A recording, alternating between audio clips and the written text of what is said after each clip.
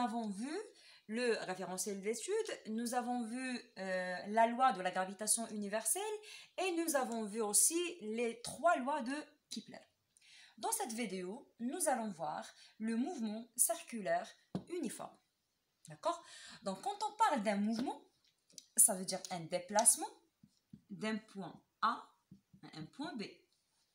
Lorsque ce déplacement s'effectue suivant une droite, ça veut dire une trajectoire rectiligne.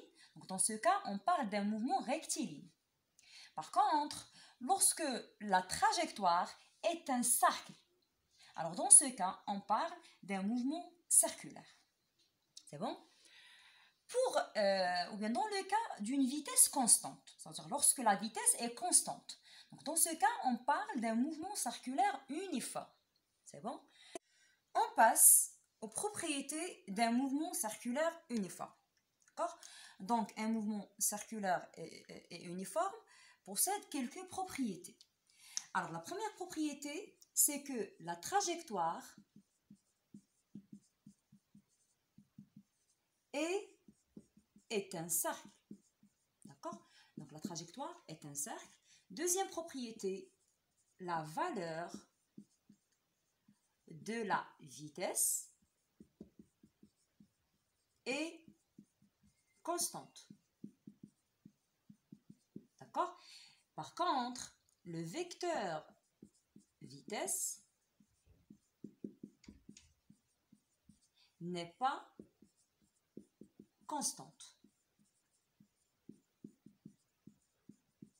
Alors, pourquoi le vecteur vitesse n'est pas constante? Donc, si on veut représenter le vecteur vitesse en position M1, donc pour le point d'application, c'est le point M1, la direction, c'est la tangente à la trajectoire, et le sens, c'est le sens du mouvement. Donc, c'est V, d'accord? En position M1. En position M2, alors toujours la tangente à la trajectoire, dans le sens du mouvement, d'accord? Donc, c'est V opposition M2. Donc, on remarque que la direction n'est pas constante. Donc, on dit que le vecteur vitesse n'est pas constante. C'est bon? Bien. Alors là, on passe au vecteur accélération. Donc, vecteur accélération.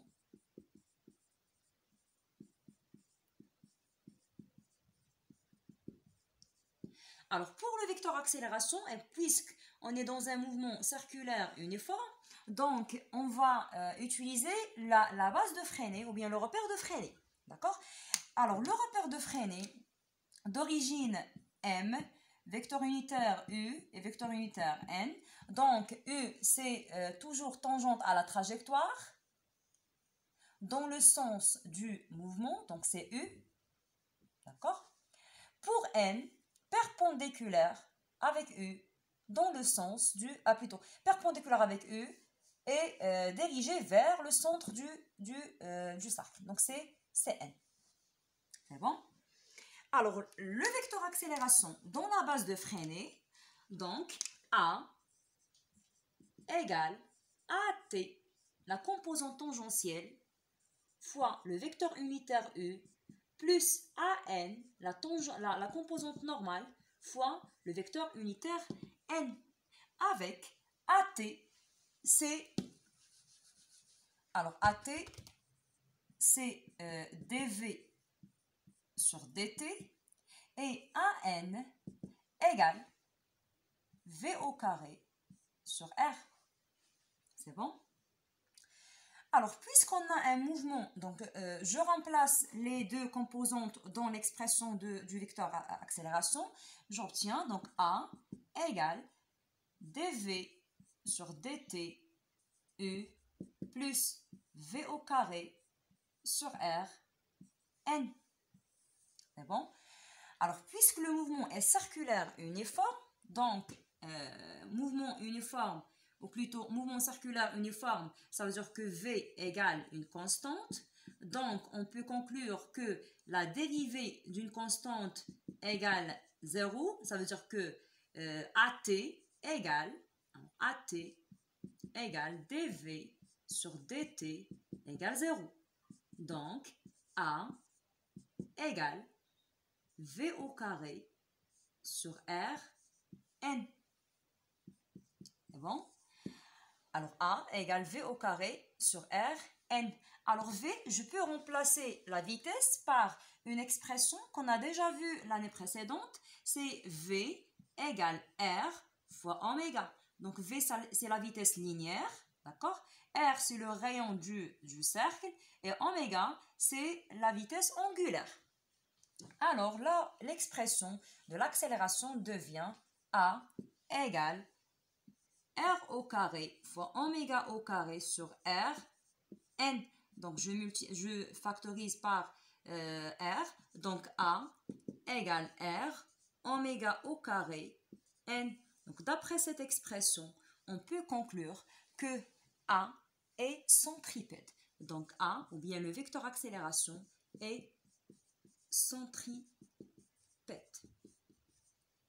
D'accord? Ça veut dire diriger vers le centre. Voilà, donc c'est A.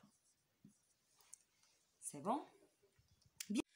Le mouvement circulaire uniforme est caractérisé aussi par une période T. D'accord? Donc, comment je peux déterminer l'expression de la période T? Donc, on sait que V égale R fois oméga.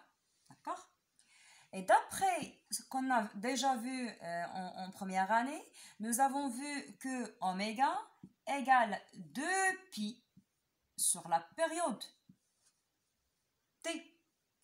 Alors, je remplace oméga dans cette expression et j'obtiens V égale 2pi R sur T. Je cherche T, donc T égale 2pi fois R sur V. Donc voilà, c'est l'expression de la période. Bien.